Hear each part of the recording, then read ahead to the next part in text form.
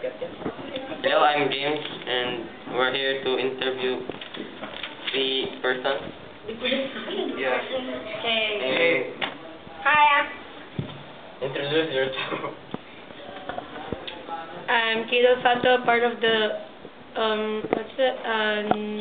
writing workshop thing. I'm Justin, as well as we're group Co-workshoppers-ish. Yeah. I am John Christopher Mendoza, and I am in the mathematics workshop. Really? Yep, Yeah. he is. Yep. We're going to question you or about the canteen, and can you start? Yes, Yeah, sure. What did you think of SPC's food? Yummy! Delicious! Nutritious! Accommodating, the food is nutritious, delicious, and no soft drinks, no junk foods. It's suitable for a student's life because it really maintains our good health. Yeah. What are the positive sides of the canteen? We have healthy foods, and there are no lice. Clean. They help a lot in my health because I have a kidney problem.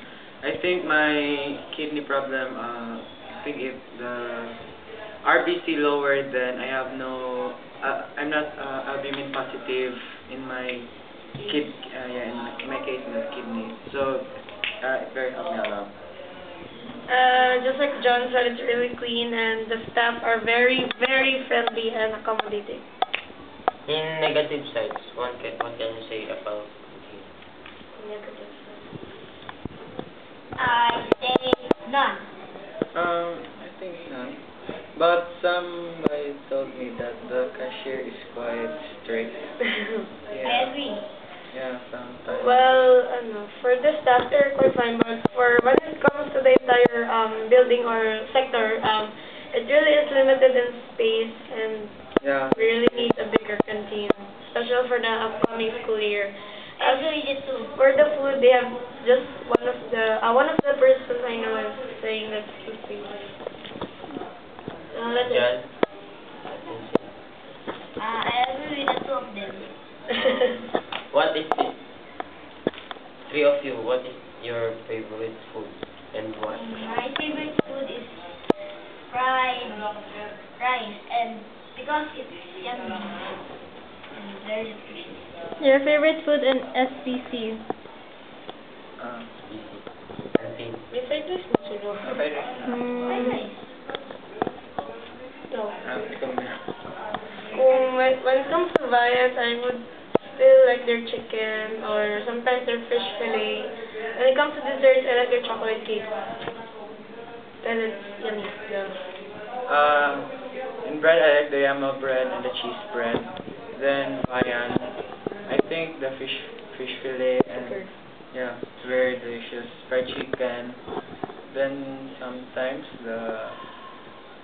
in the dessert, I like I think the ice cream that has chocolate cake inside that, but it's like chocolate mousse. Mm. Sometimes they serve that in the canteen. Yep. What's your least favorite food of the canteen? You didn't like. You not like. My least favorite food is yema bread. Why? Why?